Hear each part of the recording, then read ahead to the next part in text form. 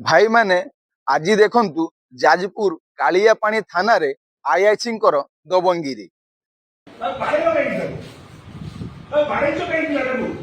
जाजपुर कालियापाणी थाना IIC दबंगिरी British शासन को बळीगला डबल इंजिन सरकार रो पुलिस मंत्री विरोध रे सोशल मीडिया रे लेखिबारु उठाई नेला पुलिस बिना एफआईआर रे युवकों को मारी लोहु लुहाण कले आईआईसी।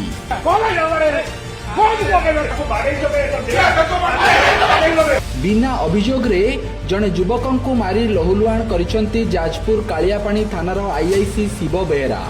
सूचना अनुसार सिद्धार्थ बेहेरा नामक जने युवक बिजू जनता दल पई सोशल मीडिया रे काम करुथिले। निकट रे ए पुलिस मान को पावर दौची किए?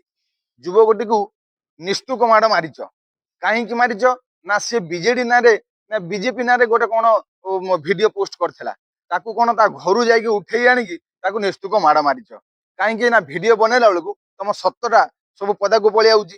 तेणु से आईआईसी बाबू जने दबंगिरी देखिकी से टुका को जने उठे आणिकी ताकू निस्तुक माड़ मारल। या परे आमे आहुरी वीडियो पोस्ट करिवु बीजेपी ना बीजेपी जेतेटा मिथ्या आरोप लगाउची तेणु से आमे वीडियो करि चलिबु।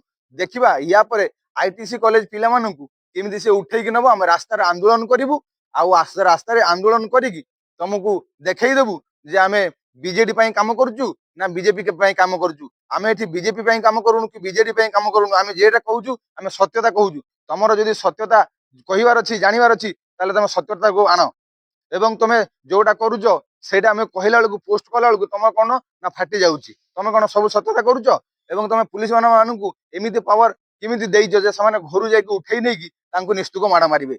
यार परिणाम परे तुमको भोगिया को पड़िबो। आमे रास्ता को ओल्हाइबु एवं आंदोलन करिवु